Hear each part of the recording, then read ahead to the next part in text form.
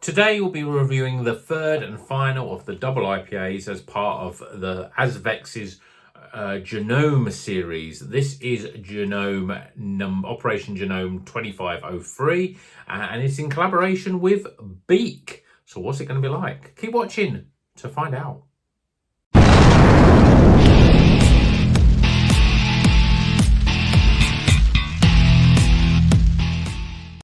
Welcome back to Rocker's Beer Review. Today we're reviewing the last of these Project Jerome. I said that Genome, sorry, Jerome, Robson and Jerome.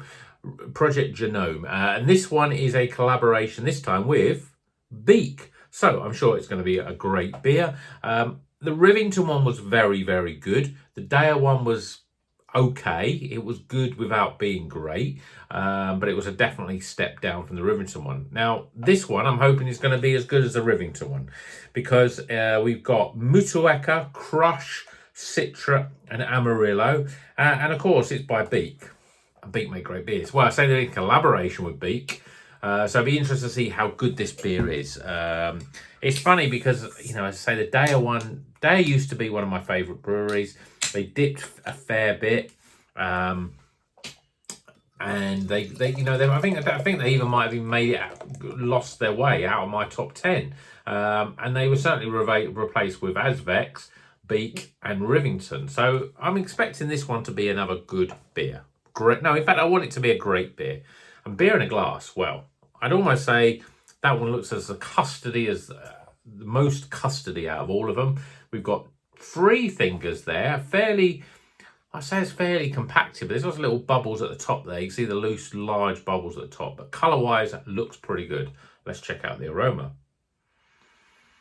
Oh, smells incredible. I mean, that was the other thing. The Daya one didn't really quite have that inviting aroma.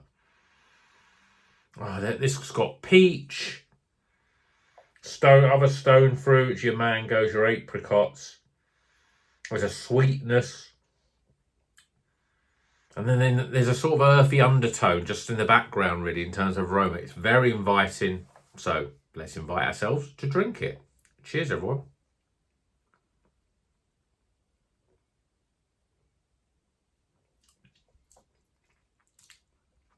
Lovely, lovely, lovely. Yeah, that's another winner, really. Oh, loads going on with it. So like the aroma, you get a big hit of peach and mango and apricot. And the flavour is a bit stronger. You know, the aroma I thought was quite light and fruity and sweet. But actually, it's not quite as sweet and light. So it's much more...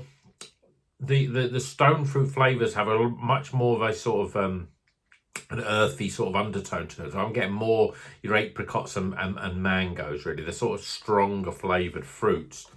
But what else are you getting? There is a little bit of dank. There's a lot of hoppy flavours in here as well. There's a slight sort of hint of orange. Whether that's... yeah, definitely an orangey flavour coming through. Some other citrus is coming through, but yeah, maybe more stronger grapefruit, lime as well. I don't know whether I'm thinking that. You know, there's definitely lime flavour coming through, and you'd expect that because I think the lead hop is Motueka, isn't it? Yeah, Motueka, Crush, Citra. So for me, Crush and Citra are a little bit, I hate to say generic, but they do lots of different things, really. But it's not like, oh, the Crush tastes like has got very much a peach flavour or whatever, and Citra the same. Crush, I think, is more on the stone fruit flavours, and Citra's more on the sort of citrus flavours. Amarillo, for me, is always about orange. So you've got that slight hint of orange in there. But it's a well-packaged beer in terms of there's lots of things going on, lots of complexity. Mouthfeel is soft, smooth, almost creamy.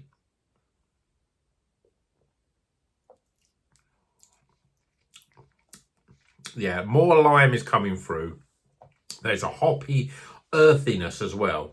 Big levels of hops in this. And you're really getting a slight, you know, that chewy sort of taste. It's probably probably out of all the three that we've had, it's probably got the most, the sort of thickest body. Still probably only medium thickness, but there's definitely a chewiness about it. But it's another very well put together beer. It's a shame because of the Daya one, really, because that was a little bit of a disappointment. I only gave it 75, whereas the Rivington one got 85. Where's this one going to appear in scores? Well, wait for just a few seconds and you'll find out.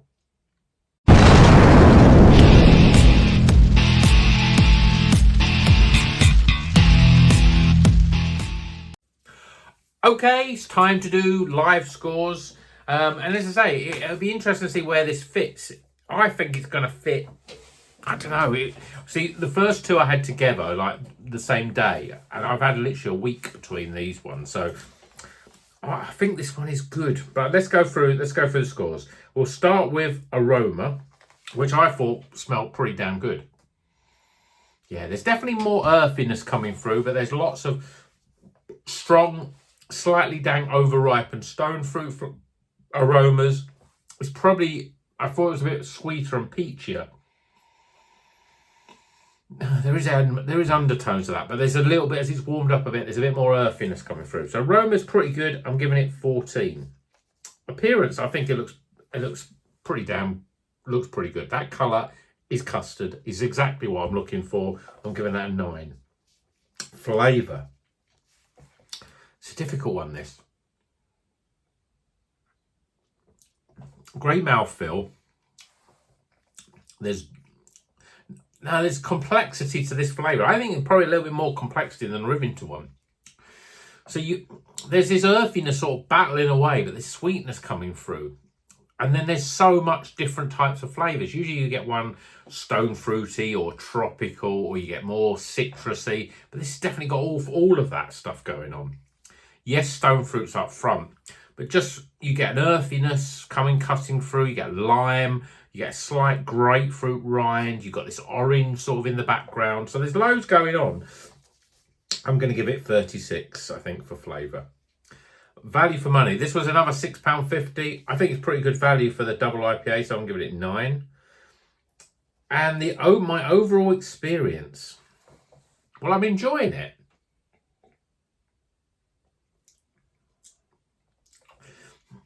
I think the flavour's a little bit stronger than I want. I want a little bit more sweetness.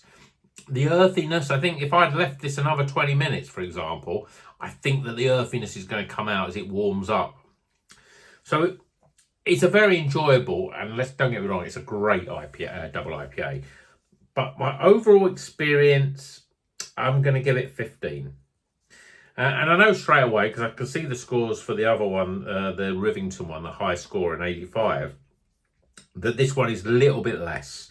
So it's a point less for aroma, it's a point less for overall experience. So that gets 83 out of 100. Still highly recommended, still a great beer, still the Iron Maiden of craft beer, the heaviest of heavy metal, but look at that beer. Beautiful custard in a glass. So I think these have been a winner, these 3 double IPAs. I've seen a few pictures and a few comments on social media, not seen videos, for the, certainly for the, I think State of Kind, the collaboration for the smoothie sour.